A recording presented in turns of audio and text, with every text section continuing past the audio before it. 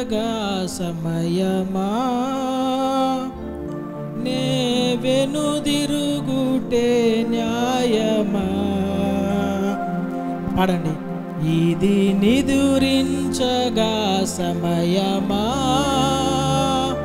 నే వెనుదిరుగుటే న్యాయమా.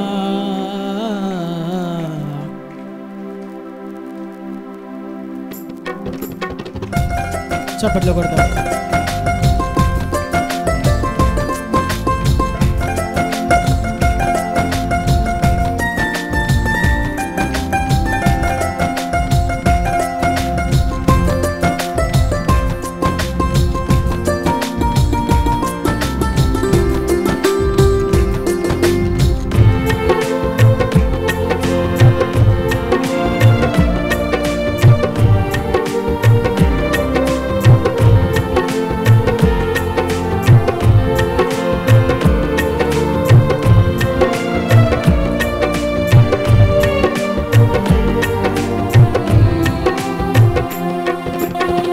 దివిటీలు మండాలి, సిద్ధల్లో నుండాలి ఈనాటి ఓ సంగమా.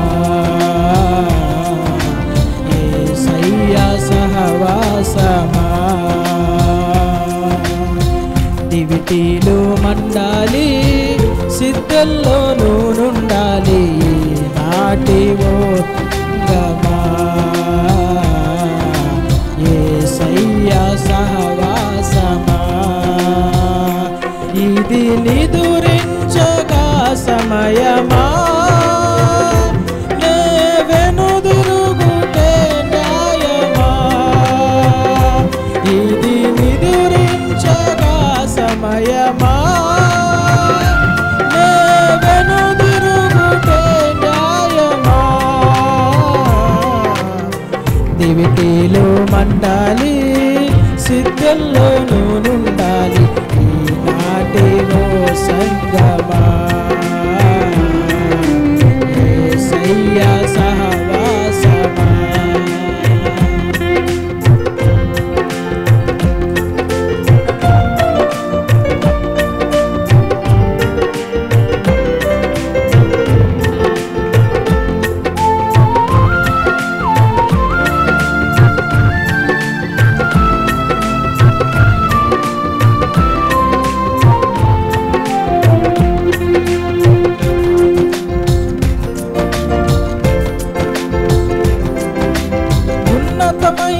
పనిలోనికి నిన్ను పిలిచాడు,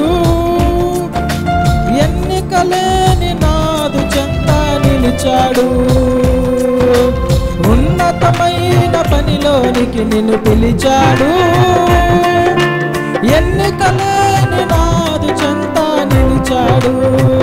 ఆ ప్రేమ నీడలో, ఆ యేసు బాటలో, ఆ ప్రేమ నీడలో, ఆ యేసు బాటలో మొదటి ప్రేమను మరువకుమా. నిదురించగా సమయమా వెనుదిరుగుటే న్యాయం. పాడదాం మళ్ళా. నిదురించగా నిదురించగా సమయమా వెనుదిరుగుటే న్యాయం. ఇది నిదురించగా సమయమా నే వెనుదిరుగుటే న్యాయమా. ఇది నిదురించగా సమయమా నే వెనుదిరుగుటే న్యాయమా. దివిటీలు మండాలి, సిద్ధుల్లో నుండాలి ఈనాటి ఓ సంగమా. యేసయ్య సహవాసమా.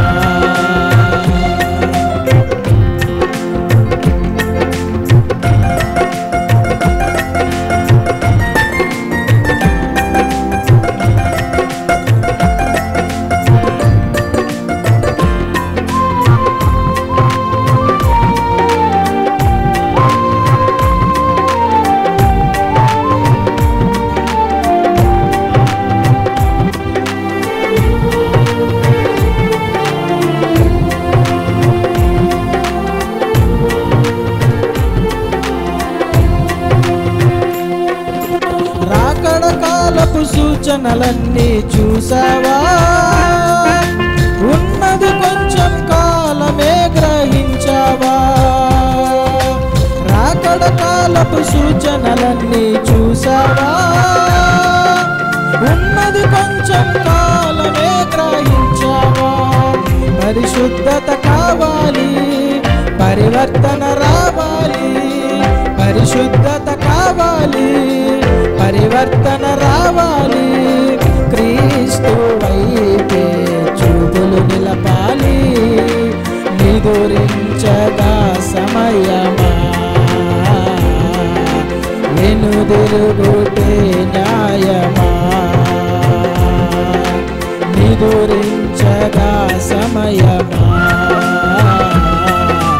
వెనుదిరుగుటే న్యాయమా. ఇది నిదురించగా సమయమా, వెనుదిరుగుటే న్యాయమా. ఇది నిదురించగా సమయమా, వెనుదిరుగుటే న్యాయమా. దేవిటీలో మండాలి, సిద్ధంలో నూనుండాలి, ఈనాటి ఓ సంగమా. యేసయ్య సహవాసం పాడదాం. దేవిటీలో మండాలి, దేవిటీలో మండాలి, సిద్ధంలో నూనుండాలి. పాడాలి, గట్టిగా పాడదాం. యేసయ్య సహవాసమా, ఇది నిదురించగా సమయమా, వెనుదిరుగుటే న్యాయమా. ఇది నిదురించగా సమయమా, వెనుదిరుగుటే న్యాయమా. పాడదాం మళ్ళీ ఒకసారి. ఇది సమయమా, వెనుదిరుగుటే న్యాయమా. ఇది నిదురించగా సమయమా, వెనుదిరుగుటే న్యాయమా. దేవిటీలో మండాలి, సిద్ధుల్లో నూనుండాలి, నాటి సంగమా. యేసయ్య సహవాసమా, దివిటీలో మండాలి, సిద్ధుల్లో నూనుండాలి, ఓ సంగమా. యేసయ్య సహవాసమా. హల్లెలూయా, హల్లెలూయా. దేవుని నామానికి మహిమ కలుగును గాక. కొద్ది నిమిషాలు దేవుని వాక్యము ధ్యానం చేద్దాం. అందరూ కూడా మీ బైబిల్ గ్రంథాలు తెరిచినట్లయితే దేవుని వాక్యమును ధ్యానం చేద్దాం. ఈ దినము వాక్య ధ్యానాంశము నిమిత్తము మెలకువగా ఉండుడి అనే అంశము మనం ధ్యానం చేద్దాం. ఈ దినము వాక్య ధ్యానాంశము మెలకువగా ఉండుడి. ఈ మెలకువ అనేది ఈ భౌతిక సంబంధమైన ఈ యాత్రలో, ఈ జీవితంలో, అలాగే ఆత్మీయ జీవితంలో కూడా ఒక వ్యక్తికి చాలా ప్రాముఖ్యమైనది. మెలకువ లేకపోతే చాలా అనార్థాలు జరిగిపోతాయి.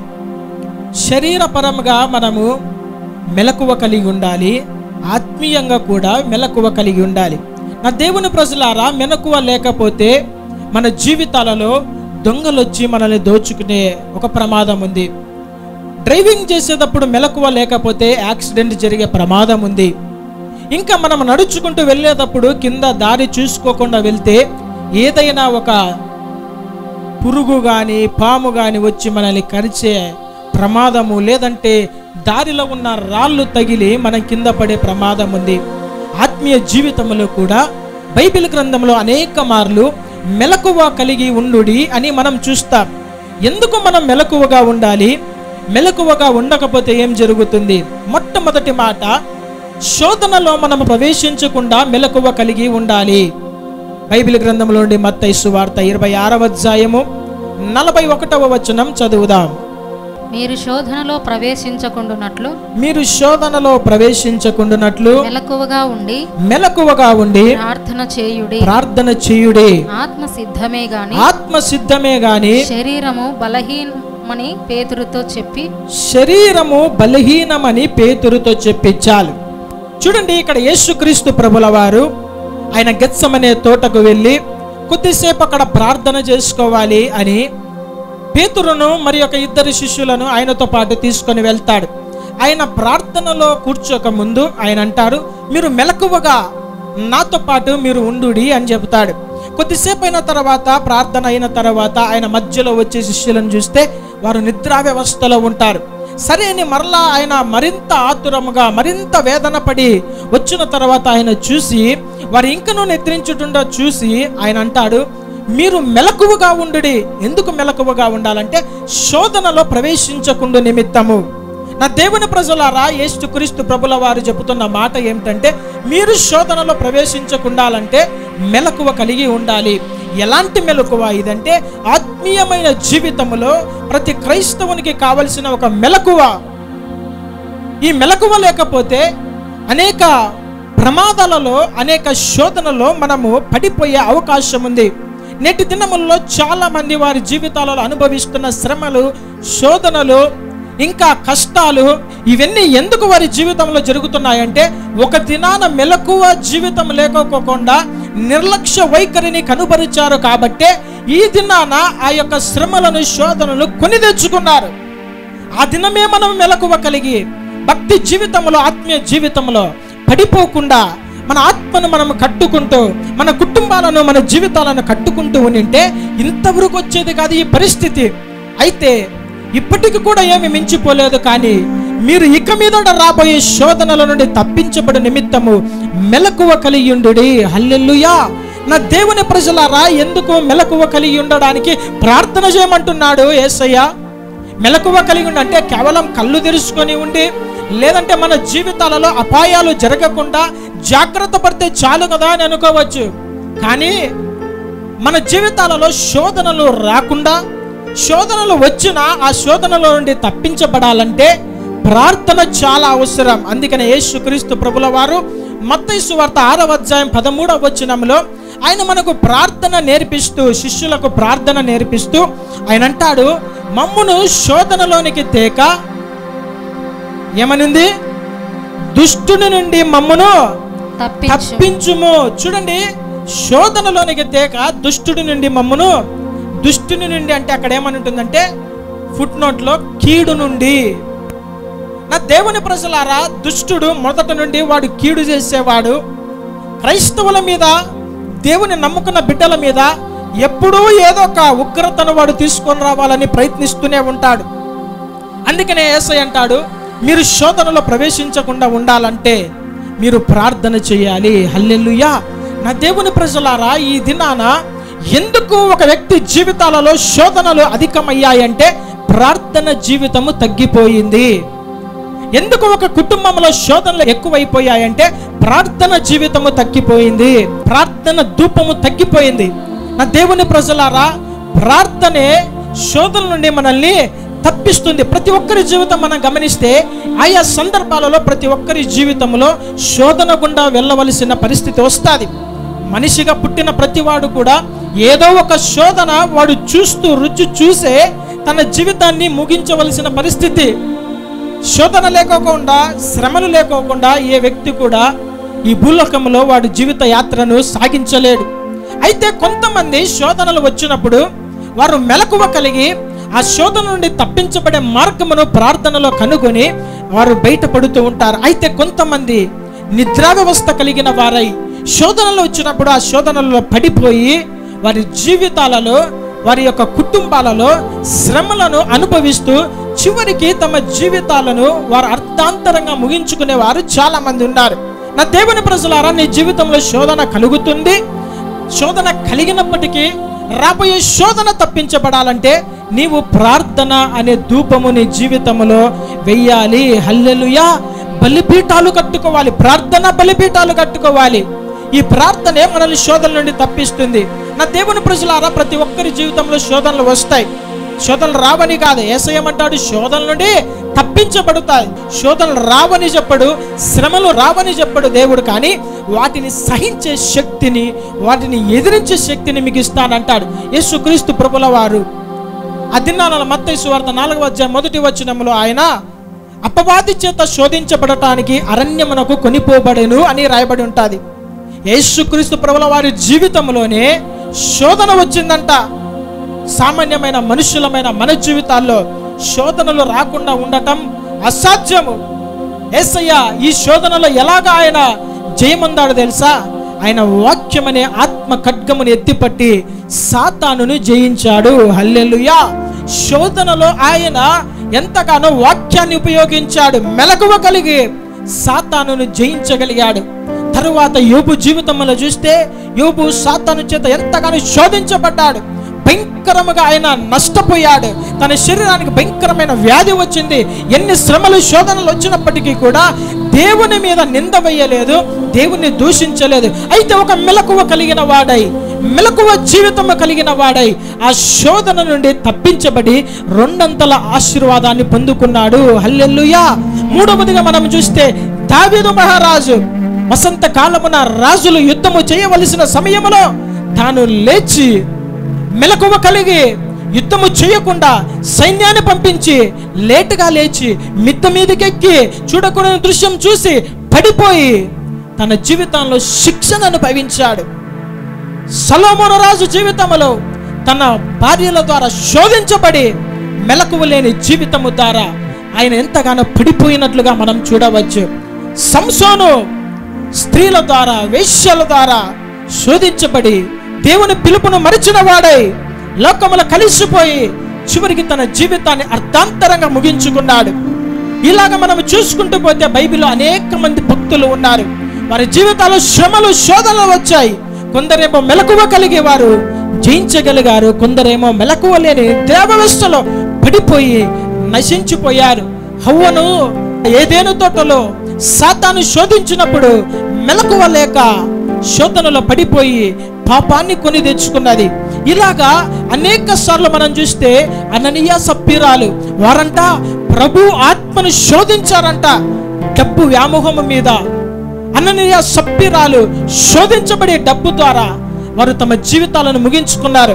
గేహజీ డబ్బు మీద, ధనముల మీద వ్యామోహము కలిగిన వాడై తన జీవితానికి, తన శరీరానికి కుష్టు వ్యాధి తెచ్చుకున్నాడంట.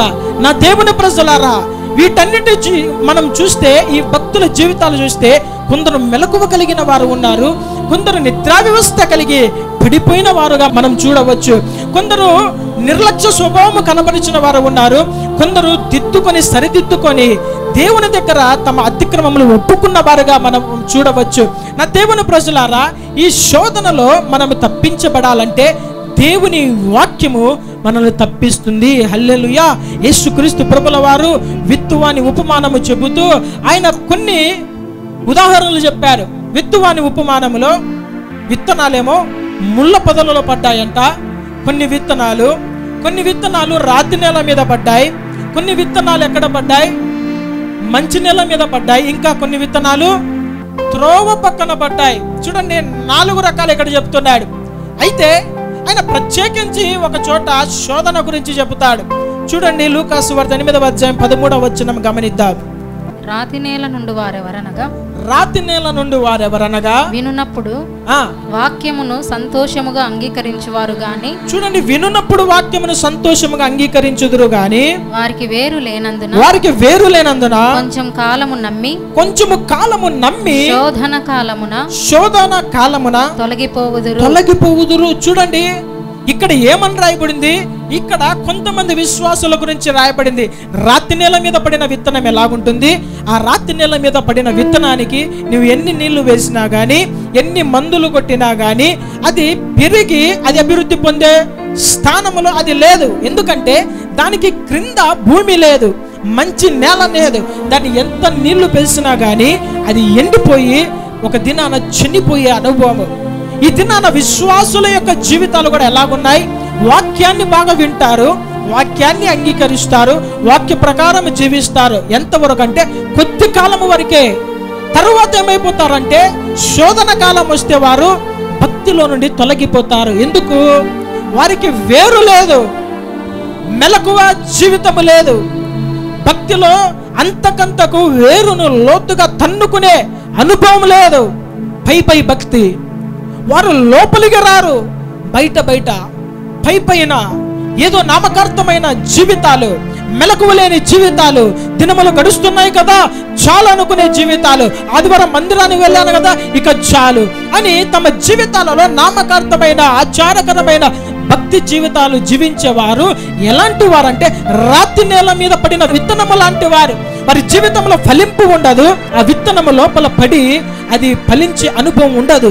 శోధనలు వచ్చినప్పుడు వారు పడిపోతారు. అందుకనే నా దేవుని ప్రజలారా, ఈ సంఘములో ఉన్నవారు, ఈ వాక్యం వీక్షిస్తున్న వారు ఎలాంటి వారు ఉండాలి తెలుసా? మంచి నేలన పడిన విత్తనము లాగా ఉండాలి. హల్లెలూయా.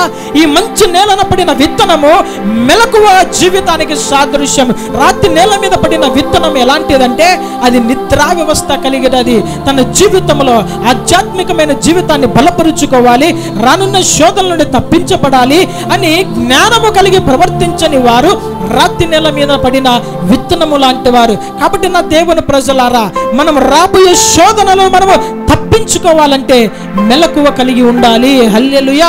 చుట్టూ కనబడుచున్న ఈ యొక్క రాకడ సూచనలన్నీ మనం చూస్తున్నప్పుడు ఇవి ప్రభువు రాకడ దినాలని గమనించి మన జీవితాలను ఆయనకి ఇంకా దగ్గరగా చేసుకొని, ఆయన మందిరానికి ఇంకా దగ్గరగా చేసుకొని మనము ఆయనతో కలిసి జీవించే ఒక అనుభవంలోనికి రావాలి. ఆమేన్. రెండవ విషయము మనము చూసినట్లయితే ప్రార్థనలో మనం మెలకువ కలిగి ఉండాలి. చాలా మంది జీవితాలలో ప్రార్థన అనుభవము చాలా తక్కువ ఉంటుంది. తమ జీవితంలో వేటి కొరకు సమయాన్ని వెచ్చిస్తారు, తమ జీవితంలో అన్నిటికీ సమయాన్ని వెచ్చిస్తారు. కానీ మోకరించి ప్రార్థన చేయాలంటే కేవలం 5 నిమిషాలు మాత్రము ప్రార్థన చేస్తే పెద్ద యుద్ధమే, పోరాటమే జరిగినట్లు. 5 నిమిషాలు ప్రార్థన చేస్తే పెద్ద పోరాటమే జరిగినట్లు. అయితే ఆ దినాలలో ఎలాగుండేవారు భక్తులంటే గంటలు తరబడి ప్రార్థన చేసేవారు, దినములు ప్రార్థన చేసేవారు, ప్రార్థనలు ఎడతెగక ఉండేవారు. ఎందుకు వారు అలాగుండేవారంటే మెలకువ కలిగిన జీవితాలు. ప్రార్థనలో మనం మెలకువ కలిగి ఉండాలి. ఎందుకు? శోధన నుండి తప్పించబడాలంటే ప్రార్థన చాలా అవసరం. చూడండి, లూకా సువార్త 21వ అధ్యాయము 34 నుండి 36 వచనాలు మనం గమనిద్దాం.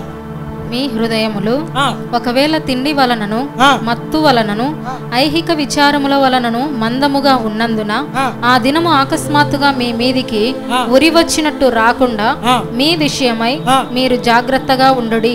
ఆ దినము భూమి అందంతటా నివసించు వారందరి మీదికి అకస్మాత్తుగా వచ్చును. కాబట్టి మీరు జరగబో వీటి నెలను తప్పించుకొని మనుష్య కుమారుని ఎదుట నిలవబడుటకు శక్తిగల వారగునట్లు ఎల్లప్పుడూ ప్రార్థన చేయుచు మెలకువగా ఉండుడని చెప్పాను. హల్లెలూయా. చూడండి ఏమంటున్నారు? యేసుక్రీస్తు ప్రభుల వారు ఏం చెప్తున్నారు? మీ హృదయాలు ఒకవేళ 3 విషయాలు కనబడుతున్నాయి. ఒకవేళ అంటే పొరపాటున కూడా ఈ విషయాలు మీ జీవితాల్లో ఉండకూడదు. ఒకటి తిండి వలన కావచ్చు, రెండవది మత్తు వలన కావచ్చు, మూడవది ఐహిక విచారాలు. ఒకటి తిండి ఏం చేస్తుంది? మనిషిని నిద్రా వ్యవస్థలోనికి తీసుకొని వెళ్తాది. తిండి మనిషికి మత్తు కలిగిస్తుంది. తిండి మనిషికి మెలకువ లేని జీవితాన్ని కలిగిస్తుంది. అవసరమైనంత వరకు పర్వాలేదు, కానీ అధికముగా తీసుకుంటే దాని వలన నిద్రా వ్యవస్థ వస్తుంది. రెండవది మత్తు వలన, ఇది శరీరకముగా మనము సేవించే మద్యపానీయం కావచ్చు, లేదంటే మత్తు అంటే నిర్లక్ష్య స్వభావం అని కూడా చెప్పవచ్చు, ఆసక్తి లేని స్వభావం అని చెప్పవచ్చు. లేదంటే దేవుడు మనకిచ్చిన అన్ని వనరులను బట్టి మనము సుఖముగా జీవిస్తూ మత్తు కలిగి ఉండడం. మూడవది ఐహిక విచారాలు. ఐహిక విచారాలు అంటే లేనిపోని ఆలోచనలు, లేనిపోని ఆలోచనలన్నీ పెట్టుకొని, లేనిపోని తగాదులన్నీ పెట్టుకొని, మనకు కాని వాటినన్నీ మన తల మీద వేసుకొని వాటన్నిటిని మనం మోస్తూ, వీటన్నిటిని బట్టి మనము ఆ దినము అకస్మాత్తుగా దేవుని రాకడ దినము వస్తే ఒకవేళ మనము విడవబడతామేమో. కాబట్టి జాగ్రత్తగా ఉండండి అని యేసయ్య చెప్తున్నాడు. 3 విషయాలు, తిండి కానీ, మత్తు కానీ, ఐహిక విచారాలు కానీ, ఈ 3 కలిగి ఉన్న వానికి మెలకువ జీవితం ఉండదు. ఇక క్రింద అంటున్నాడు, ఏమంటున్నాడంటే జరగబో వీటినల్లని మీరు తప్పించుకొని మనుష్య కుమారుని ఎదుట శక్తి గల వారగునట్లు, అంటే యోగ్యులని పాత్రులుగా ఎంచబడినట్లు మీరు ప్రార్థన చేయొచ్చు, మెలకువగా ఉండుడి. హల్లెలూయా. ఇప్పుడు మనం చూస్తే మనుష్య కుమారుని యొక్క రాకడ సమయములో మనము ఎత్తబడాలంటే, లేదంటే ఆయన బూర శబ్దం వినాలంటే, ఆయన రాజ్యములో మనము చేర్చబడాలంటే, యోగ్యులుగా పాత్రలుగా ఎంచబడాలంటే మనం ఎప్పుడు కూడా ఎల్లప్పుడూ కూడా మెలకువ ఉండి ప్రార్థన చేయాలంట. మెలకువగా ఉండి ప్రార్థన చేయాలి. మెలకువగా ఉండి ప్రార్థన చేయడం అంటే ఏంటంటే మనకు సమయము దొరికినప్పుడు ప్రార్థన చేయడం కాదు, కానీ మనము ప్రార్థన కోసము సమయాన్ని మనము సిద్ధపరుచుకొని వెచ్చించడమే మెలకువ జీవితము. నాకు పని ఉన్నది, నేను ప్రార్థన చేయలేనని కాదు, కానీ నాకు ప్రార్థన ఉంది కాబట్టి ఈ పనిని కొద్దిసేపు పక్కన పెడతాననేది మెలకువ జీవితము. నాకు ఫంక్షన్ ఉంది, ఈ ఫంక్షన్లో నేను ప్రార్థన చేయలేను, బిజీగా ఉండాలా అని కాదు, కానీ ఈ ఫంక్షన్, ఈ పెళ్ళి, ఈ పిక్నిక్లు, ఈ పార్కులు, ఈ తిరిగేటి ఏమున్నా కానీ దేవునికి ఇవ్వాల్సిన సమయాన్ని నేను దేవునికి ఇవ్వాలని జ్ఞానము కలిగి ప్రవర్తించడమే మెలకువ జీవితము.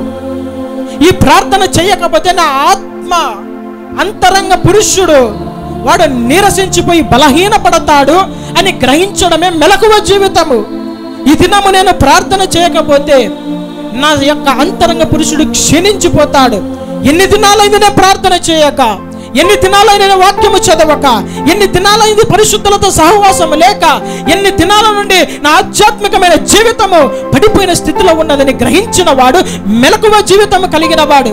నా దేవుని ప్రజలారా, ఒక దినము నేను భోజనము చేయలేదు, 2 దినాలు భోజనం చేయలేదు, 3 దినాలు భోజనం చేయలేదంటే ఆకలి చేత చచ్చిపోయే అనుభవము, ఆకలి చేత అలమటించే అనుభవము. అయితే నా దేవుని ప్రజలారా, క్రైస్తవులారా, దేవుని బిడ్డలారా, ఎన్ని దినాలైంది నువ్వు ప్రార్థన చేయక, హృదయపూర్వకముగా నువ్వు ప్రార్థన చేయక ఎన్ని దినాలైంది? ఒకసారి ఆత్మ పరిశీలన చేద్దాము. ఏదో తూతూ మంత్రముగా చిలక ప్రార్థన చేసుకొని, బిడ్డ మీద ప్రార్థన చేసుకొని, నేను గొప్ప భక్తి పరుడను, నేను ప్రార్థన పరుడను, నేను క్రైస్తవుడను, నేను ఇక పరలోకానికి వెళ్తాననే ఒక గుడ్డి నమ్మకము మూర్ఖత్వంతో ఉన్నావా? మనుష్య కుమారుని ఎదుట నిలబడడానికి నీవు పాత్రుడవు కాదు. జరగబోయే శోధన నుండి నువ్వు తప్పించబడడానికి పాత్రుడవు కాదు. సాతాను ఉగ్రత కుమ్మరించే సమయంలో నీవు నీ కుటుంబము తప్పించబడాలంటే నీకు పర్సనల్ ప్రేయర్ కావాలి, వ్యక్తిగతమైన జీవితంలో వ్యక్తిగత ప్రార్థన కావాలి, కుటుంబ జీవితంలో కుటుంబ ప్రార్థన కావాలి, సంఘపరమైన జీవితంలో సహవాసంలో సంఘ ప్రార్థన కావాలి, పరిశుద్ధుల ప్రార్థన కావాలి. ఈ ప్రార్థనలే ఒక దినాన మనల్ని మెలకువగా ఉంచి ఆయన రాకడలో మనల్ని ఎత్తబడే వారుగా చేస్తున్నది. ఆమేన్. హల్లెలూయా. ఏ వ్యక్తి జీవితంలో ప్రార్థన లేదో ఆ వ్యక్తి జీవితంలో, ఆ వ్యక్తి సిద్ధిలలో నూనె ఇంకిపోయే ప్రమాదం ఉంది. నూనె ఇంకిపోతే దివిటీలు మండవు, నూనె ఇంకిపోతే దీపం ఆరిపోతుంది. దీపం ఆరిపోతే మనకు చీకటే కనబడుతుంది, కానీ మన త్రోవ, మన గమ్యం ఏమైనదో మనం గ్రహించలేని పరిస్థితి. అందుకనే జరగబో వీటన్నిటినీ మీరు తప్పించుకొని మనుష్య కుమారుని ఎదుట నిలబడాలంటే ప్రార్థన చేయుచు మెలకువగా ఉండుడి. హల్లెలూయా. ఎప్పుడు ప్రార్థన చేయాలి? ఎల్లప్పుడూ ప్రార్థన. నువ్వు ప్రయాణం చేస్తుంటే ప్రార్థన చేయడం మర్చిపోకు. నువ్వు నడుస్తున్నప్పుడు ప్రార్థన చేయడం మర్చిపోకు. నువ్వు వంట చేస్తున్నప్పుడు ప్రార్థన చేయడం మర్చిపోకు. నువ్వు పని చేస్తున్నప్పుడు ప్రార్థన చేయడం మర్చిపోకు. నువ్వు డ్రైవింగ్ చేస్తున్నప్పుడు ప్రార్థన చేయడం మర్చిపోకు. అంటే ఈ పనులన్నిటిలో కళ్ళు మూసుకొని చెయ్యాలా అనుకుంటారు. కాదు, హృదయములో ఒక ప్రార్థన మంట మనకు రగలాలి. హల్లెలూయా. మనస్సులో ప్రార్థన అంటే పౌలు గారు అంటారు, నేను మనస్సుతో ప్రార్థన చేతును, నేను ఆత్మతో ప్రార్థన చేతును. అయితే నేటి కొంతమంది పరిస్థితి ఏంటంటే నోటితో ప్రార్థన చేసే అనుభవం, నోటితో ప్రార్థన చేసే అనుభవం, నోటితో ప్రార్థన చేసే అనుభవం. ఈ నోటితో చేసే ప్రార్థన దేవుణ్ణి కదిలించలేదు. నోటితో చేసే ప్రార్థన సమస్యలు తీసివేయలేదు. నోటితో చేసే ప్రార్థన శోధనల నుండి మనల్ని తప్పించలేదు. నోటితో చేసే ప్రార్థన మన పిల్లల భవిష్యత్తును కట్టబడలేవు. నోటితో చేసే ప్రార్థన ద్వారా మనం పరమున చేర్చబడలేము. ఎక్కడ నుండి ప్రార్థన రావాలి? హృదయ అంతరంగంలో నుండి ప్రార్థన రావాలి. విరిగి నలిగిన హృదయముతో ఎవరైతే ప్రార్థన చేస్తాడో వానిని నేను అలక్ష్యము చేయనని దేవుడు ఎంతో సూటిగా స్పష్టంగా చెబుతున్నాడు. నీ నోటి ప్రార్థన అది వేశ్యధారణకరమైన ప్రార్థన. నీవు నోటితో చేస్తున్న ప్రార్థన ఎవరినో మెప్పించడానికి చేస్తున్న ప్రార్థన. నీ నోటితో చేస్తున్న ప్రార్థన కేవలం నేను నామకర్తమైన క్రైస్తవుడని కాబట్టి నేనేదో ప్రార్థన చేయకపోతే నేటి దినాన దేవుని శిక్ష నా మీదకి వస్తుందేమో అని ఏదో ఒక గుడ్డి నమ్మకంతో చేసే ప్రార్థన. కానీ అంచె దినములలో, సంఘములలో, వ్యక్తిగత జీవితములలో, కుటుంబాలలో ఎలాంటి ప్రార్థన కావాలంటే ఎల్లప్పుడూ మెలకువ కలిగి ప్రార్థన చేయాలి. హల్లెలూయా. అయ్యా మా కుటుంబంలో కుటుంబ ప్రార్థన లేదు. ఒకడు సాయంత్రం బయటకు పోతే రాత్రి 11కు 12కు వస్తాడు. నా భర్త బయటకు పోతే ఊరంతా తిరిగి 8కి 9కి 10కి వచ్చి ప్లేట్లో అన్నం పెట్టుకొని తింటాడనేవారు చాలా మంది ఉన్నారు. ఉదయాన్నే లేచి కుటుంబ ప్రార్థన చేయలేని పరిస్థితి. ఎందుకంటే ఒకడు 6కు లేస్తాడు, ఒకడు 8కి లేస్తాడు, ఒకడు 9కి లేస్తాడు, ఒకడు 10కి లేస్తాడు. ఇది మెలకువ జీవితం కాదు. నా దేవుని ప్రజలారా, దేవుడు సూటిగా స్పష్టంగా వాక్యపు వెలుగులో మీ జీవితాలను ఆయన సంధిస్తున్నప్పుడే మీ జీవితాలు మార్చబడాలి. మెలకువ అంటే ఏమిటి? సమయాన్ని సద్వినియోగం చేసుకొని సమయాన్ని దేవుని కొరకు వెచ్చించి ప్రార్థన కొరకు మన జీవితాలను సిద్ధపరుచుకోవడమే మెలకువ. హల్లెలూయా, హల్లెలూయా. మనుష్య కుమారుని ఎదుట మనలను నిలబెట్టేది ఒక్కటే ఒకటి, అది ప్రార్థన మాత్రమే. ఆమేన్, హల్లెలూయా. ఒక బంధువులు కావచ్చు, లేదంటే ఒక వ్యక్తులు, ఈ దినాన లవర్స్, ప్రేమికులు, వారిద్దరూ టచ్లో ఉన్నారు అంటే ఏంటి నిదర్శనం అంటే రోజు గంటకొకసారి ఫోన్ చేసుకోవాలి. తిన్నావా, పడుకున్నావా, తిరిగినావా అని గంటకొకసారి ఫోన్ చేసుకొని మాట్లాడుకుంటారు. ఫోన్ కాకపోతే చాటింగ్. ఈ రెండు అందుబాటు లేకపోతే ఆ వీధిలో ఎవడన్నా వారికి స్నేహితుంటే వాళ్ళను పంపించి కనుక్కోవడము, లేదంటే సెల్ అందుబాటు లేదంటే ఇంకొకరి సెల్లుతో చేయడం. అంటే ఏదో ఒక విధముగా ఆ రోజు వారితో మాట్లాడకపోతే వారి యొక్క ప్రేమ ఆ దినము గడిచిపోదు. అయితే క్రీస్తుతో మనల్ని అనుసంధానము చేసేది ఏమిటి? ప్రార్థన. హల్లెలూయా, హల్లెలూయా. ఆయన నిన్ను పరలోకానికి, పరమునకు నిన్ను ఆహ్వానించి స్వీకరించాలంటే అనుదినము నిన్ను ప్రేమించి నీ కొరకు ప్రాణం పెట్టిన ఆ దేవునితో నువ్వు మాట్లాడాలి. ఆమేన్. ఎలాగ మాట్లాడాలి? సమయాన్ని అనేది వెచ్చించుకోకూడదు. ప్రార్థనలో కూర్చునేటప్పుడు మనము గమనించవలసిన విషయం ఏమిటంటే ఒక 10 నిమిషాలు ప్రార్థన చేసుకుంటా అనే లిమిట్స్ నీకు ఉండకూడదు. ప్రభా ఎంతసేపు ప్రార్థనలో నువ్వు నడిపిస్తావో అంతసేపు నేను ప్రార్థనలో ముందుకెళ్తాను. అంతసేపు నడిపించు, ఆత్మతో నింపు. ఏ విషయాలు నేను ప్రార్థన చేయాలో సరి చేసుకునే విషయాలు ఏమైతే ఉన్నావో మాట్లాడు అనే విధముగా మనము దేవునితో ప్రార్థనలో గడిపే వారముగా ఉండాలి. హల్లెలూయా. దీనినే మెలకువ జీవితం అంటారు. అందుకని యేసుక్రీస్తు ప్రభుల వారు తన యొక్క శిష్యులకు పలుమార్లు అనేక సార్లు మీరు మెలకువగా ఉండండి, మీరు మెలకువగా ఉండండి అని చివరి గడయ ఆయన పట్టబడే సమయం వరకు కూడా పేతురు మెలకువగా ఉండండి, మెలకువగా ఉండండి అంటాడు. నా దేవుని ప్రజలారా, మెలకువ కలిగి చేసే ప్రార్థన రాబోయే ఉగ్రత నుండి మనల్ని తప్పిస్తుంది. ఆమేన్.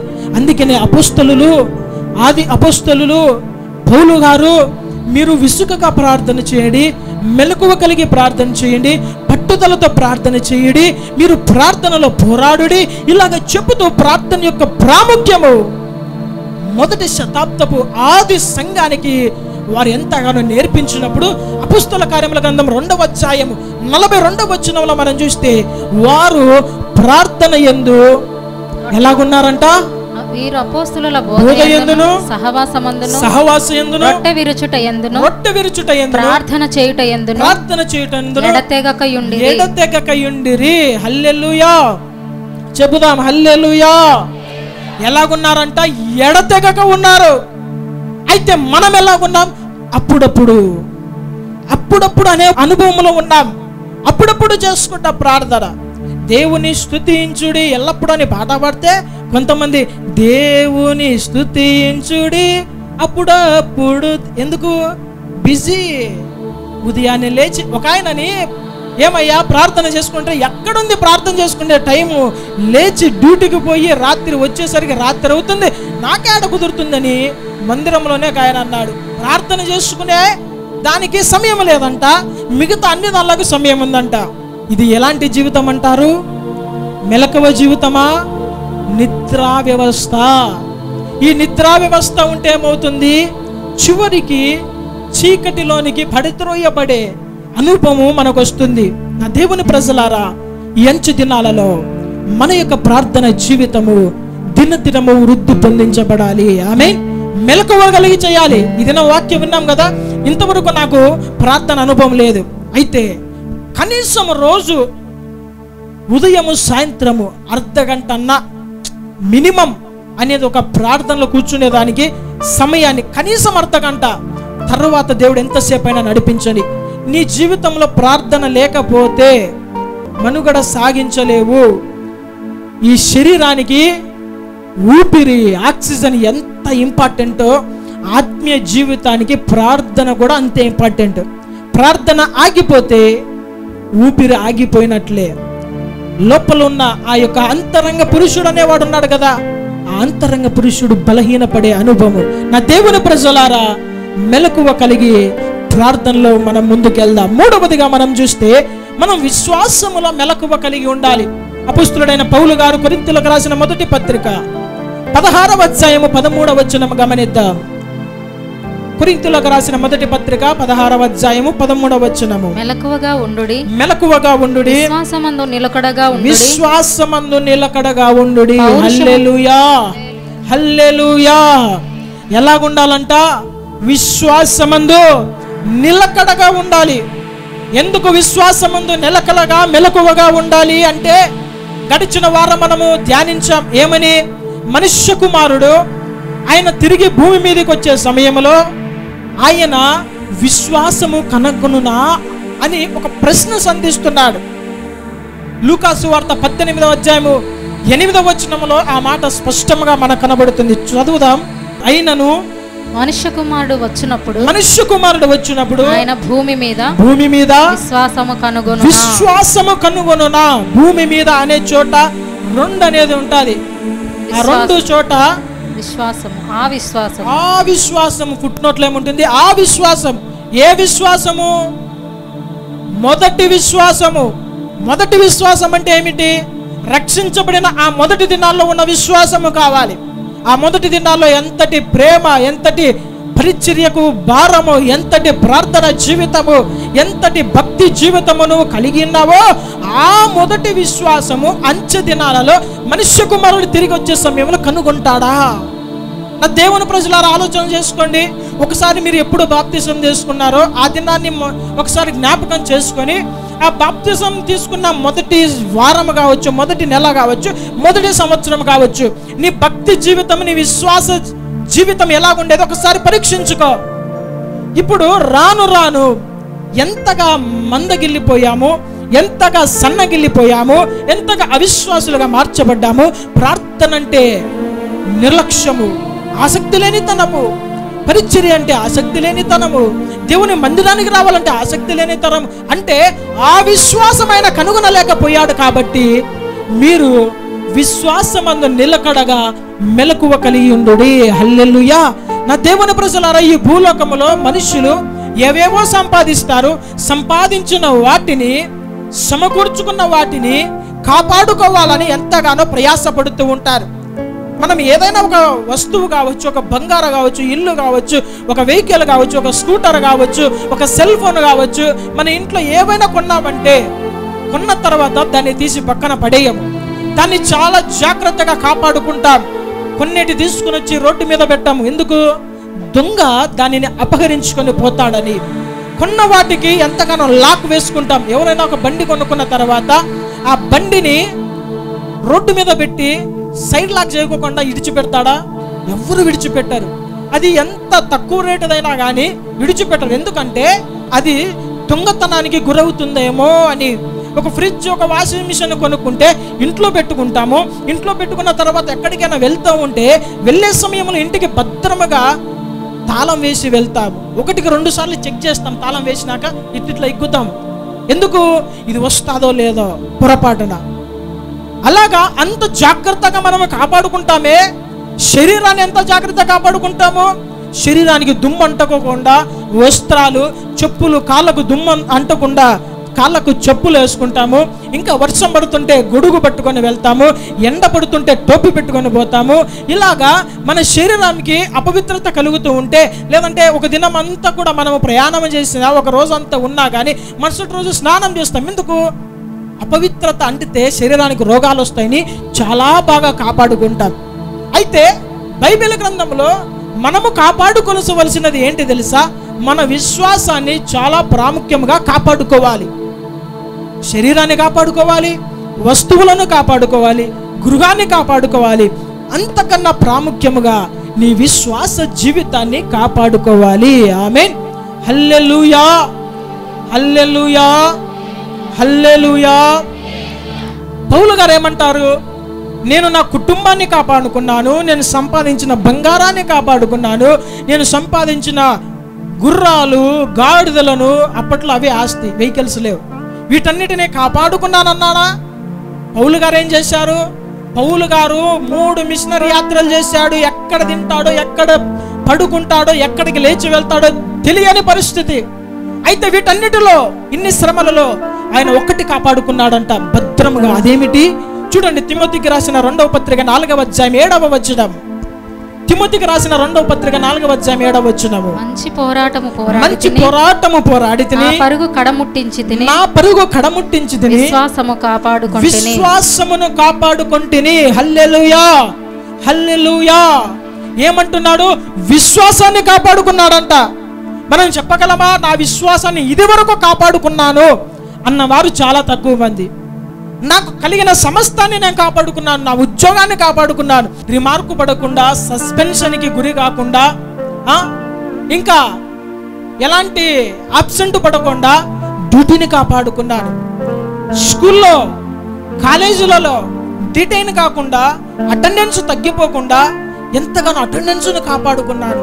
ఇంకా రకరకాలుగా చెబుతాం. అయితే ఇవన్నీ చెబుతున్నాం కదా, ధైర్యము చేసి నా విశ్వాసాన్ని కాపాడుకుంటున్నాను, ఇంతవరకు కాపాడుకున్నాను అని చెప్పగలిగిన ధైర్యము మనలో ఎవరికన్నా ఉందా? ఆత్మ పరిశీలన చేసుకోవాలి. భక్తుడు నా విశ్వాసాన్ని కాపాడుకున్నాను ఎప్పుడు? మంచి పోరాటము పోరాడిన తరువాత. హల్లెలూయా. తన పరుగు కడముట్టించిన తరువాత. పరుగు పందెములో పరిగెడుతున్నాడు, అలసిపోలేదు, సొలసిపోలేదు, ఓడిపోకుండా గురి ఎత్తకే పరిగెడుతున్నాడు. ఈ పరుగు పందెములో ఎక్కడ కూడా శ్రమలు వచ్చినప్పటికీ నా విశ్వాసాన్ని నేను పోగొట్టుకోలేదు, నా విశ్వాసాన్ని కాపాడుకున్నాను అంటున్నాడు. నా దేవుని ప్రజలారా, ఆ దినాలలో భక్తులు వారికి ఏమి ఉన్నా లేకపోయినా, ఎన్ని శ్రమలు శోధనలు వచ్చినా, సాతాను వారి మీద దాడి చేసినా కూడా వారు కాపాడుకున్నది తమ విశ్వాస జీవితాన్ని. పడిపోలేదు, దేవుని మీద సనగలేదు. శోధనలు వచ్చినప్పుడు దేవుని దూషించలేదు, సేవకుల్ని దూషించలేదు, మందిరాన్ని మానుకోలేదు. ఇంకా వారి జీవితాలలో ఎన్ని శ్రమలు శోధనలు వచ్చినా కూడా వెనుకడుగు వేసిన వారు కాదు, ఆలోచన చేసిన వారు కాదు. అందుకని హెబ్రీయులకు రాసిన పత్రిక 11వ అధ్యాయములో విశ్వాస వీరుల పట్టిక మనం చూడగలం. విశ్వాస వీరుల పట్టిక ఎందుకు వారు బైబిల్ గ్రంథంలో విశ్వాస వీరుల పట్టికలో ఉన్నారంటే, వారు పోరాటములో తమ విశ్వాసాన్ని కాపాడుకున్న వారు. హల్లెలూయా. ఒక దినాన ఈ విశ్వాసాన్ని నువ్వు కాపాడుకుంటే ఆయన రాజ్యములో, జీవ గ్రంథములో నీ పేరు కూడా ఉంటుంది. ఆమేన్. హల్లెలూయా. నీ పేరు పెట్టి పిలిచినప్పుడు విశ్వాసాన్ని కాపాడుకున్నావా? నీ కొరకు బహుమానము, నీ కొరకు నీతి కిరీటము, నీ కొరకు మహిమ కిరీటము, నీ కొరకు ఓడబారని కిరీటము, నీ కొరకు కిరీటాన్ని, బహుమానాన్ని, ఒక గృహాన్ని నేను సిద్ధము చేశాను. ఈ యొక్క సిద్ధము చేసిన వాటిని స్వతంత్రించుకొని దేవుడు ఆహ్వానిస్తున్న సమయంలో ఆ దినాన మనకు వచ్చే సంతోషం ఎదుట ఈ శ్రమలు ఎన్న తగినవి కావు. ఆమేన్. నా దేవుని ప్రజలారా, శ్రమలు కలుగుతాయి, శోధనలు వస్తాయి. పడుతున్నావు, లేచే సమయంలో మరలా ఒక శ్రమ పడుతుంది. పడిపోతున్నావు, లేచే సమయంలో, కొలుకునే సమయంలో మరి ఒక శోధన, మరి ఒక శ్రమ. అయ్యా, నేను లేవలేకపోతున్నాను, నా జీవితం ఏమిటి అని బాధపడుతున్నావా? అయితే ఆయన నిన్ను చెయ్యి విడిచేవాడు కాదు. శ్రమల మీద శ్రమలు వచ్చినప్పటికీ నీ విశ్వాసాన్ని నువ్వు కాపాడుకో. హల్లెలూయా. నీ కంఠములో ప్రాణమున్నంత వరకు కూడా నీ విశ్వాసాన్ని కాపాడుకో. తరువాత ఆయన ఒక పిలుపు, బల నమ్మకమైన దాసుడా. హల్లెలూయా. ఆ గొర్రెల గుంపులో మనం ఉండాలి, మేకల గుంపులో మనం ఉండకూడదు. నా దేవుని ప్రజలారా, నీ విశ్వాసాన్ని నువ్వు కాపాడుకోవాలంటే మెలకువ జీవితం కావాలి. 4వ విషయము చెబుతాను చూడండి. వేటిలో మనం మెలకువగా ఉండాలంటే పనిలో మెలకువగా ఉండాలి. ఏ పని? నేను ఇంతవరకు చెప్పాను కదా, డ్యూటీలు మన యొక్క చేతి పని కాదు. చేతి పనిలో వద్దన్న మెలకువ. ఎందుకు? డబ్బు రాదు. మెలకువ లేకపోతే డబ్బు రాదు, డబ్బు రాకపోతే కుటుంబం ఆగిపోతుంది, కుటుంబం ఆగిపోతే తినడానికి భోజనం లేకపోతే చనిపోతామనే ఒక భయము. కానీ ఇదే భయము ఆత్మీయ జీవితంలో కూడా ఉంటే దేవుడు చాలా సంతోషిస్తాడు. ఒక పనిలో మనకు మెలకువ కావాలి. ఏంటి ఈ పని? దేవుని రాజ్య వ్యాప్తి నిర్మాణం కొరకు దేవుడు నీ మీద మోపిన ఒక భారము కావచ్చు, ఒక పని కావచ్చు, నీకు అప్పచెప్పిన ఒక కృప కావచ్చు, ఒక వరము కావచ్చు, కొన్ని గిఫ్ట్స్ కావచ్చు, తలాంతు కావచ్చు, ఏదైనా కానీ ఈ పని జరిగించుటకు నీకు మెలకువ కావాలి. ఈ పని నేనే చేయాలి, ఈ పని నేను చేయలేకపోతే దేవుని రాజ్య నిర్మాణము, దేవుని పని ఆగిపోతుంది అనే మెలకువ కావాలి. అది నాలో యేసుక్రీస్తు ప్రభుల వారు ఒక ఉపమానం చెబుతూ ఉన్నాడు. ఏంటి ఆ ఉపమానం అంటే, ఒక యజమానుడంట తన దాసులకు అధికారం ఇచ్చి వానికి పనిని అప్పచెప్పి ద్వారపాలకునికి ఆజ్ఞాపించి ఆయన దేశాంతరం వెళ్ళిపోయాడంట. దేశాంతరం వెళ్ళిపోయాడంటే ఏదో ఒక దూరదేశానికి ప్రయాణమై వెళ్ళిపోయాడు. ఈయన ప్రయాణమై వెళ్ళిపోక ముందు ఒక్కొక్కరికి ఒక పని అప్పచెప్పాడు. ఒక్కొక్కరికి ఒక్కొక్క పని. ఈ పనిలో మీరు ఎడతెగక ఉండాలి, మీ మీద పెట్టిన నమ్మకము వమ్ము చేయకూడదు, నేను చెప్పిన పనిని అంతవరకు జరిగించాలి, ఎక్కడ సోమరిపోతువు కాకుండా, ఎక్కడ నిర్లక్ష్య స్వభావము కనబడకుండా నీవు పనిలో జాగ్రత్త కలిగి ఉండు.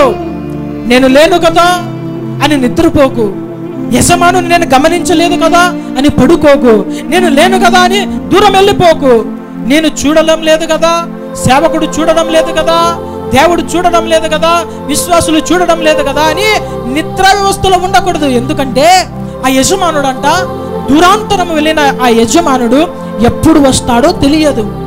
ఆయన ప్రొద్దుకుంకు వేళ వస్తాడో తెలియదంట, మధ్యరాత్రి వేళ వస్తాడో తెలియదంట, కోడుకుయు వేళ వస్తాడో తెలియదంట, తెల్లవారుజామున వస్తాడో తెలియదు. అయితే ఆయన వచ్చిన సమయములో మీరు మెలకువ లేకుండా నిద్రిస్తున్నారా, మీ కథ అంతే. ఆయన మిమ్మల్ని దర్శించిన సమయంలో ఫలానా సమయాన్ని వస్తానని చెప్పలేదు, ఫలానా రోజు అని చెప్పలేదు, ఫలానా దినాన ఫ్లైట్ దిగుతాను హైదరాబాద్ నుంచి ఎర్రగుంట్లోకి వచ్చే సమయానికి 8 గంటల ప్రయాణం పడుతుంది, ఖచ్చితంగా 8, 9, 10 కల్లా ఉదయం నేను ఉంటానని చెప్పేదానికి వీలు లేదు.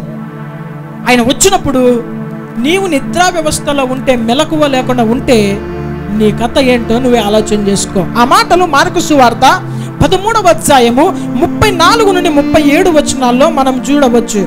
మార్కు సువార్త 13వ అధ్యాయము 34 నుండి 37 వచనాలు రాసుకోనండి. ఇప్పుడు 36, 37 వచనాలు చదువుదాం. ఆయన అకస్మాత్తుగా వచ్చి మీరు నిద్రపోవుచుండుట చూచునేమో గనుక మీరు మెలకువగా నుండుడి. మీతో చెప్పుచున్నది అందరితోనూ చెప్పుచున్నాను మెలకువగా నుండుడనెను. చూడండి, ఆయన అకస్మాత్తుగా వస్తాడంట. అకస్మాత్తుగా వచ్చిన సమయము మీరు నిద్రపోచుండుట చూచునేమో గనుక మీరు మెలకువగా ఉండు. ఇప్పుడు వాక్యం విందాం. నా దేవుని ప్రజలారా, సంఘం అనేది ఒక శరీరము. శరీరములో పలు భాగాలు ఉంటాయి. ఒక్కొక్క అవయవము ఒక్కొక్క నిర్దిష్టమైన పని కొరకు దేవుడు నిర్మించాడు. ఒక అవయవముకు ఇంకొక అవయవము సహకరిస్తేనే బాడీ అంతా ఫంక్షన్ బాగా జరుగుతుంది. ఇలాంటి సమయంలో సంఘములో ఎంతమంది ఉన్నారో అందరికీ దేవుడు ఒక్కొక్క కృప, ఒక్కొక్క పని, ఒక్కొక్క వరము, ఒక్కొక్క టాలెంట్ ఇచ్చి ఉంటాడు. ఒక్కొక్కరికి ఒక్కొక్క పని. ఇప్పుడు వాయిద్యాలు వాయించేవారు వాయిద్యం వాయించే పని, పరిచర్య చేసేవాడు పరిచర్య చేసే పని, ప్రార్థన చేసేవారు ప్రార్థన చేసే పని, ఎవరైనా కానీ ఇంకా ఆత్మలను నడిపించేవాడు, సువార్త ప్రకటించేవారు వారికి ఒక పని, ఇంకా దేవుని మందిరం కొరకు రాజ్య వ్యాప్తి నిమిత్తము సహకరించి తన ధనమును దేవుని సన్నిధికి వారు ఇచ్చేవారు వారిదొక పని, ఇంకా సేవకులకు కుడి ఎడమలుగా సహకరిస్తూ వారితో పాటు అనేక ప్రదేశాలకు వెళుతూ ఉన్నవారు వారిదొక పని, పాటలు పాడేవారు వారిదొక పని, ఆరాధన చేసేవారు వారిదొక పని, ప్రసంగించేవారు వారిదొక పని. ఇవన్నీ ఏంటంటే ఒక అవయవాలు. ఈ అవయవాలు అన్నీ కూడా పని జరిగిస్తూనే ఉండాలి. హల్లెలూయా. ఈ అవయవం అంతటిలో కూడా రక్తం అనేది ప్రవహిస్తూనే ఉంటుంది. ఆమేన్. ఏంటి రక్తం అంటే? క్రీస్తు రక్తము. హల్లెలూయా. మనం క్రీస్తులో ఏకముగా కట్టబడుచున్నామని లేఖనం సెలవిస్తుంది. ఒక్కొక్క పని ఒక్కొక్కరి కొరకు దేవుడు నియమించాడు. నీవు చేయవలసిన పని ఆగిపోయిందంటే దేవుని పనిని నిర్లక్ష్యము చేశావు. ఆయనను నిద్రిస్తున్నది చూస్తే నీ పరిస్థితి ఏమిటి ఆలోచన చేయాలి. ఇప్పుడు ప్రసంగించేవారు, సేవకులు మేము మా పని చేయకపోతే మాకు ఒక శిక్ష ఉంటుంది. దేవుడు వచ్చినప్పుడు మెలకువగా ఉండాలి. ఒక్కొక్క జీతము దేవుడు ఇవ్వబోతున్నాడు. ప్రార్థన చేయడానికి ప్రేరిత వారికి దేవుడు ఒక బాధ్యత ఇచ్చాడు. వారు చేసే పనిలో వారు మెలకువ కలిగి నమ్మకంగా వారు పని చేస్తే దేవుడు వారి కొరకు ఒక జీతం ఇస్తాడు. ఒకవేళ వారు మెలకువ లేకుండా నిద్రా వ్యవస్థలో ఉంటే, నిర్లక్ష్య వైఖరి కనబరిస్తే వారికి ఇచ్చే జీతము దేవుడు వారికి ఇస్తాడు. తరువాత వాయిద్యములు వాయించేవారు, వారు సరి అయిన సమయంలో దేవుని మందిరములో దేవుని యొక్క మహిమను, ఈ సన్నిధి దేవుని మందిరంలోనే తీసుకొని వచ్చే పని వాయిద్యములు వాయించేవారు.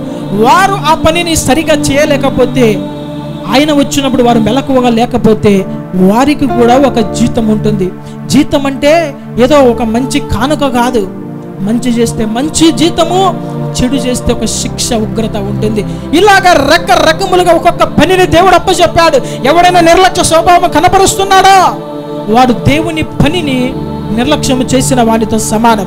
దేవుని పనిని నిర్లక్ష్యం చేసిన వాని జీవితంలో దేవుని ఉగ్రత ప్రారంభించబడతాది. నా దేవుని ప్రజలారా, అందుకనే పనిలో జాగ్రత్త కలిగి మెలకువగా ఉండాలి. ఆయన అంటాడు, ఒక్కొక్కరికి ఒక్కొక్క పని, ఎప్పుడు వస్తానో తెలియదు. అయితే నేను వచ్చే సమయంలో మీరు మెలకువ లేకపోతే మీ కథ ఉంటుంది. నాటు భాషలో మీ కథ ఉంటుంది అంతే. అయితే ఈ లోకములో మనం మోసం చేసినట్టు ఆయనకి చేయలేం. ఈ లోకంలో ఎన్ని టెక్నిక్లు మనం యూజ్ చేసినా కానీ పనికొస్తాయి. యజమానుని మోసం చేయవచ్చు, అందరినీ చేయవచ్చు, కానీ దేవుణ్ణి మోసం చేయలేవు. ఎందుకంటే ఆయన కనుదృష్టి లోకమంతటా సంచారము చేయిస్తున్నది. కాబట్టి నీకిచ్చిన పని ఏదైనా కావచ్చు, ఆ పనిని సక్రమంగా నెరవేర్చే మెలకువ జీవితం నీకు కావాలి. హల్లెలూయా. అంచె దినములలో మెలకువ జీవితం లేకపోతే మన మీదకి దేవుని ఉగ్రత ఖచ్చితంగా వస్తుంది. బైబిల్లో ఆయన అంటాడు, కోతెంతో విస్తారము, కోసేటి వారు లేరు. పని చేయడానికి, కోత కోసేవానికి యజమానికి ఏమంటాడు, కోత కోసేదానికి పనులను పిలుచుకొనిరా అంటాడు. ఆ మాటలు ఎక్కడుంటాయి? మత్తయి సువార్త 9వ అధ్యాయము 37-38 వచనాల్లో ఆయన అంటాడు, కోత ఎంతో విస్తారముగా ఉంది కానీ పనివారు కొద్దిమంది. సంఘములో ఎంతో పని ఉంది, అయితే పని చేసి పరిచర్య చేసే వాళ్ళు చాలా తక్కువ మంది ఉన్నారు. అంటే ఏమి వికలాంగులేమి లేరు. నేను చెప్పేది ఏమిటంటే, వికలాంగులేమి లేరు, పని చెయ్యలేని అంత వికలాంగులు లేరు. కానీ ఆధ్యాత్మికమైన జీవితంలో దేవుని మందిరంలో తగ్గించుకొని పని చేయలేని వికలాంగులు ఉన్నారు. నా దేవుని ప్రజలారా, మన జీవితాలలో దేవుని పని మన మీద ఉన్నది. చాలా మందికి నేనేంటో మందిరానికి పోతూ వస్తున్నా, నా పని ఏంటి అనేది గ్రహించలేని పరిస్థితిలో ఉన్నారు. అయితే సాధారణంగా అందరి మీద దేవుడు ఉంచిన భారం ఏంటి తెలుసా? సువార్త ప్రకటన. ఆత్మలను దేవుని దగ్గర నడిపించేది అందరి మీదకు ఉన్న భారం. సర్వలోకాన్ని వెళ్ళి సర్వ సృష్టికి సువార్త ప్రకటించుడని దేవుడు ప్రతి ఒక్కరి మీదకున్న భారం అది. ఏ పని చేయలేకపోతే కనీసం ఆత్మలను దేవుని మందిరానికన్నా నువ్వు పరిచయము చేయాలి. ఆమేన్, హల్లెలూయా. ఒకవేళ నువ్వు పనిని మర్చిపోతే ఏం జరుగుతుంది? పనిని మరిచి లగ్జరీగా విలాసవంతముగా తర్షీసుకు వెళుతున్న యోనాను ఒకసారి జ్ఞాపకం చేసుకుంటే ఏమైంది? ఎత్తి నీళ్ళలో పడేశారంట. పనిని మర్చిపోయాడు. దేవుని ప్రవక్త ఒక పని మీద ఒక భారము పెట్టి దేవుడు పంపిస్తే ఈ పని నేను చేయలేను. అయితే దేవుడు ఏం చేశాడు? చెవులు విండి తీసుకొని వచ్చి మళ్ళా పనిలో నిలబెట్టాడు. అందుకనే నా దేవుని ప్రజలారా, దేవుడు మనల్ని శిక్షించక ముందే మన పనిని గ్రహించి ఆ పనిలో నమ్మకంగా మనం ఉండాలి. ఆమేన్, హల్లెలూయా. 5వదిగా మనం చూస్తే, స్థిరమైన బుద్ధి గలవారమై సాతాను ఉచ్చులో పడకుండా మెలకువ కలిగి మనం ఉండాలి. 1 పేతురు 5వ అధ్యాయము 8వ వచనం గమనిద్దాం. నిబ్బరమైన బుద్ధి గలవారై మెలకువగా ఉండుడి. మీ విరోధి అయిన అపవాది గర్జించు సింహము వలె ఎవరిని మృంగుదునా అని వెదకుచూ తిరుగుచూ ఉన్నాడు. చాలు. ఇప్పుడు సాతాను ఎలాగ పోల్చబడ్డాడంటే వాడేదో కుక్కనో పిల్లితోనో పోల్చబడలే. సాతాను ఎవరు? బలవంతుడే. సాతాను బలవంతుడే. వాడు గర్జించు సింహములాగా తిరుగుతూ ఉన్నాడు. ఈదులో కుక్కలుంటేనే ప్రార్థనకు రాలేకపోతున్నారంట చాలా మంది చెప్పే సాకులు. ఏం ప్రార్థన రాలేదంటే ఈది మోటలో కుక్కలు ఉన్నాయని రాలేదంట. కుక్కలు ఉన్నాయని, కుక్కలు కరుస్తాయని భయముతో జాగ్రత్త పడుతున్నావే. వాడు సింహం అంట, గర్జించే సింహం అంట. వాడు వెతుకుచూ తిరుగుతున్నాడంట. నువ్వే కుక్కల దగ్గరికి పోతుంటే నీకు భయం ఉంది. ఇప్పుడు సాతాను వాడు వెతుకుచూ తిరుగుతున్నాడు నీకోసము. నువ్వు ఎక్కడెక్కడ దొరుకుతావు అని. నువ్వు బ్రాందీ షాప్ బయట దొరుకుతావు, వానికి తెలుసు. వాడు రెడీగా ఉంటాడు, వెంటనే పట్టుకుంటాడు. నీవు పాన్ షాప్ దగ్గర ఉంటావు, సిగరెట్ కాల్చనీకి, పాన్ పరాగ్ వేసుకోనీకి అక్కడ ఉంటావు. వాడు అప్పుడు నిన్ను పట్టుకుంటాడు. సినిమా హాల్ కాడ ఉంటావు చూడు, అప్పుడు కూడా వాడు నిన్ను పట్టుకుంటాడు. మేము సినిమా హాల్కు వెళ్ళమండి, ఉత్తమమైన భక్తులము. సెల్ ఫోన్లో చూస్తున్నా ఓటీటీ ప్లాట్ఫామ్స్. పట్టుకుంటాడు ఏ శక్తి. వాడు ఎందుకు? గర్జించు సింహం పట్టుకుంటాడు. పట్టుకుంటే ఇడిపించుకోలేవు. సింహము పంజా నుండి ఎవడన్నా ఇడిపించుకుంటాడా? విడిపించుకోలేం. పట్టుకుంటాడు. నిబ్బరమైన బుద్ధి గలవారై మెలక ఉండు అంటే ఎందుకంటే అదే. నువ్వు వేశ్యాగృహముల దగ్గరికి వెళ్తున్నావు కదా, అక్కడెక్కడి చక్కర్లు కొడుతున్నావు, బీటు కొడుతున్నావు, ఆడోళ్ళ గృహాలు కూడా పట్టుకుంటాడు. ఇంకా వెళ్ళకూడని ప్రదేశాలు, అపవిత్రమైన ప్రదేశాలు కొన్ని చోట్లకి వెళ్తూ ఉంటారు క్రైస్తవులే.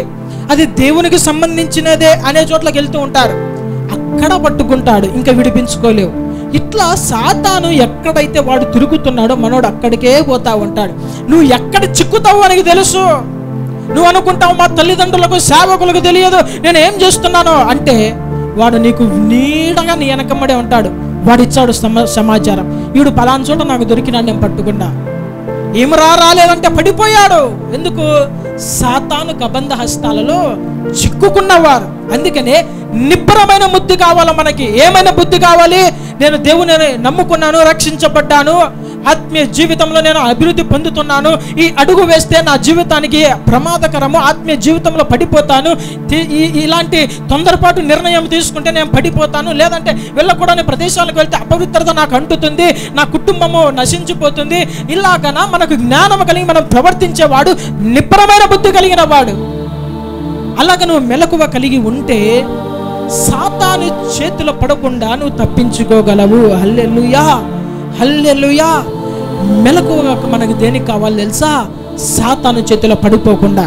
ఇంకా 6వ విషయము, ఆత్మీయతలో మనం మెలకువ కలిగి ఉండాలి. ఆత్మీయ జీవితంలో ఆయన ఒక మాటతో పోలుస్తారు. ఏమిటంటే చీకటి వారము రాత్రి వేళ, చీకటి వారు రాత్రి సమయము, ఇంకా పగటి వారు వెలుగు. ఈ 2 విషయాలు కనపడతాయి. చూడండి, తెస్సలోనికైలో రాసిన మొదటి పత్రిక 5వ అధ్యాయము 1 నుండి 8 వచనాలు చదువుకొని అర్థం కావాలంటే, ఇప్పుడు తెస్సలోనికైలో రాసిన మొదటి పత్రిక 5వ అధ్యాయము 5-6 వచనాలు చదువుదాం.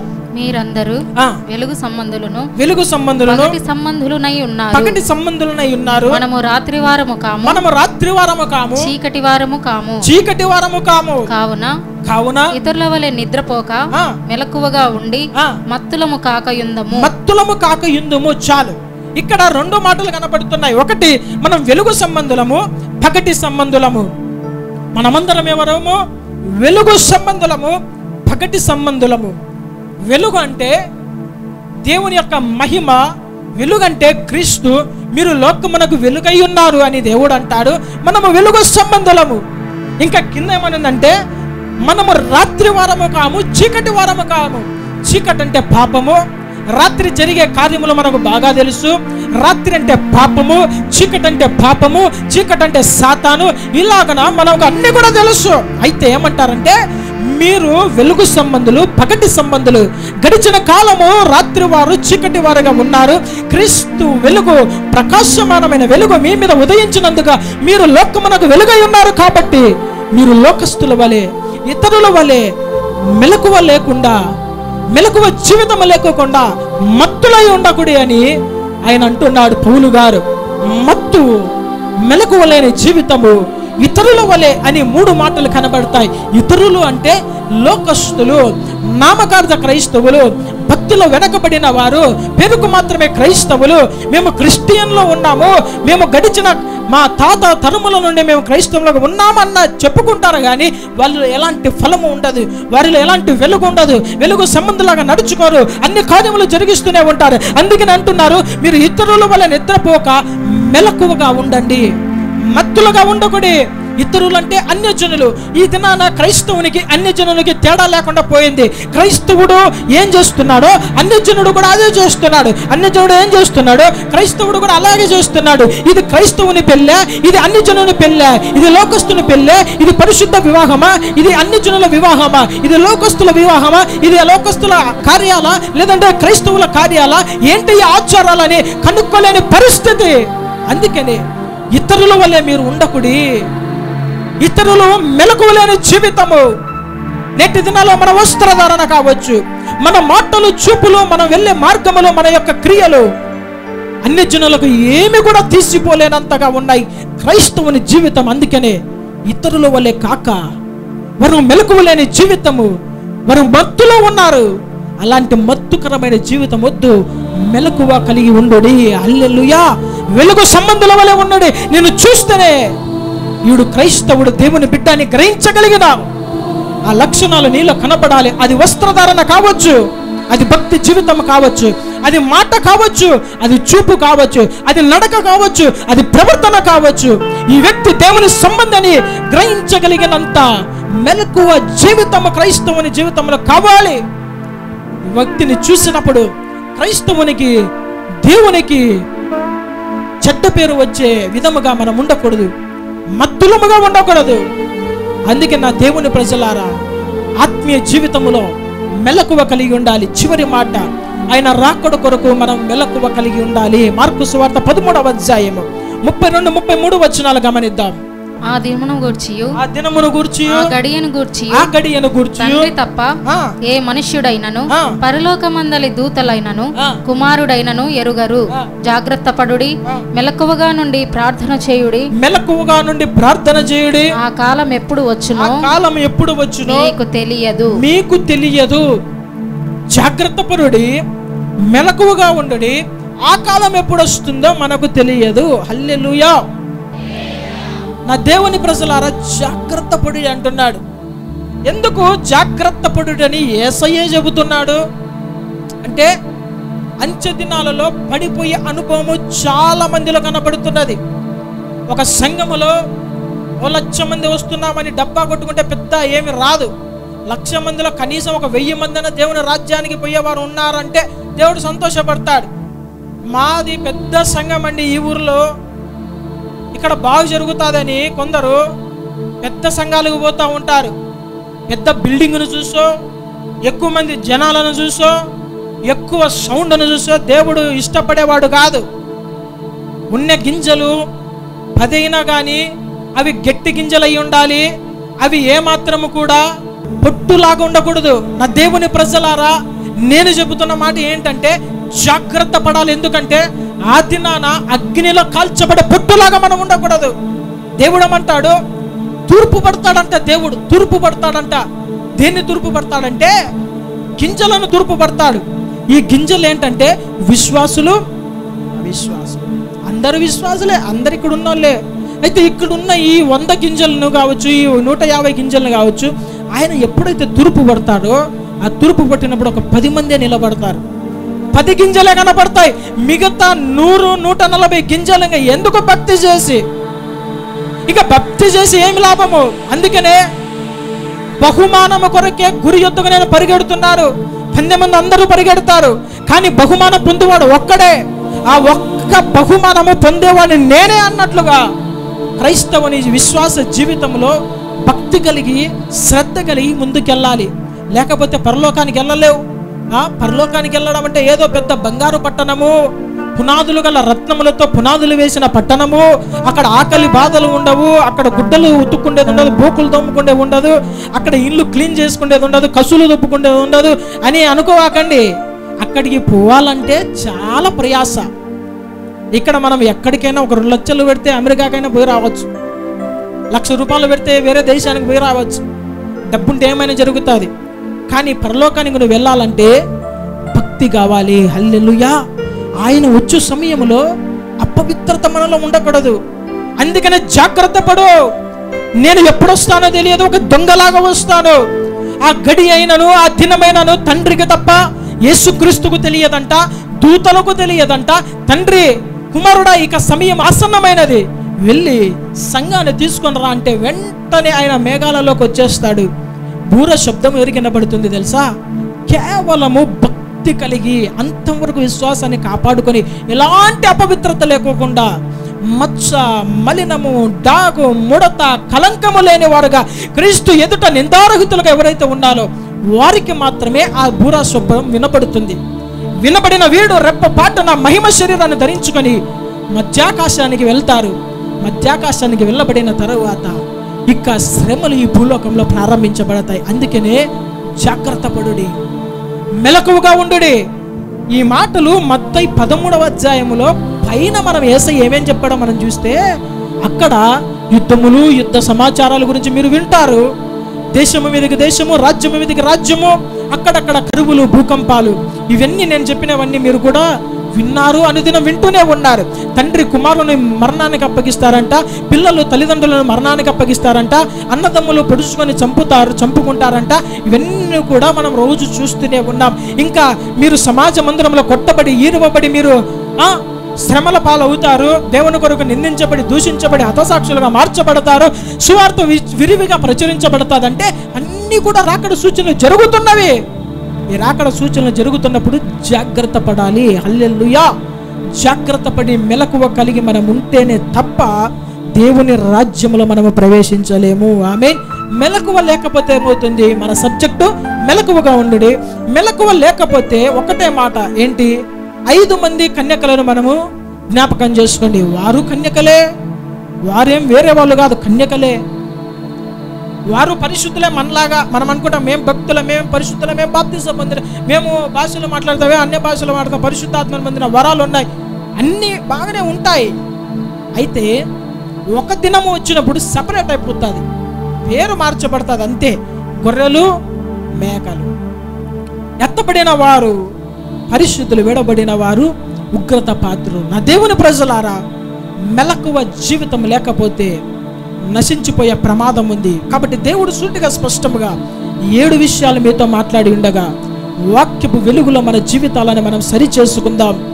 వాక్యమును విన్నదానిని విడిచిపెట్టకుండా ఆ వాక్యమును నెమరి వేసి మన జీవితాలను కట్టుకొని ఆయన రాకడ కొరకై సిద్ధపడవలసిందిగా ప్రభు పేరట మనవి చేస్తున్నారు. తలలు వంచి కళ్ళు మూసుకున్నట్లయితే ప్రార్థన చేసుకుందాం. అందరూ కూడా మోకరించి తలలు వంచి కళ్ళు మూసుకుందాం. ఒక్క తీర్మానం ఇప్పుడే తీసుకుందాం. అయ్యా, నీ రాకడ కొరకై మమ్మల్ని మెలకువ కలిగి ఉండినట్లుగా సిద్ధపరచండి. ప్రార్థన జీవితంలో, విశ్వాసములో, దేవుని పనిలో, శోధనలో ప్రవేశించకుండా, ఆత్మీయ జీవితంలో సాతాను మమ్మల్ని పడగొట్టకుండా నీ రాకడ కొరకై 7 విషయాల్లో మెలకువ కలిగి నేను జీవించినట్లు మీరు మాట్లాడిన విధానాన్ని బట్టి వందనాలు. తీసుకున్న నిర్ణయంలో, తీర్మానంలో కడ వరకు నిలబడినట్లు కృప దయచేయడానికి ప్రార్థన చేద్దాం. పరిశుద్ధుడా, జీవాధిపతి, మహిమ కలిగిన దేవా, నీ ఘనమైన పరిశుద్ధ నామానికి వందనాలు. అయ్యా, ఈ ఉదయ కాలంలో మీరు మాట్లాడిన మాటలు బట్టి వందనాలు. మెలకువ కలిగి జీవించాలని సంఘముతో అయ్యా మీరు హెచ్చరించిన 7 మాటలను బట్టి వందనాలు, స్తోత్రాలు. ఏవైతే ప్రభా మీరు మాట్లాడారో ఈ మాటలు వారి హృదయాలలో భద్రము చేసుకుని వాక్య ప్రకారం తమ జీవితాలు కట్టుకున్నట్లు కృప దయచేయండి. అయ్యా, ఈ వాక్యమును ప్రభా వారి జీవితంలో ఫలింపచేయమని ప్రార్థిస్తున్నాం తండ్రి. అయ్యా, ఈ వాక్యం వీక్షిస్తున్న వారిలో ప్రభా ఎవరైనా వ్యాధిగ్రస్తులుంటే మీరు ముట్టి తాకి స్వస్థపరచండి. నీ రక్తాన్ని పంపించండి, మీ గాయపడిన హస్తంతో ముట్టి తాకి స్వస్థపరచండి.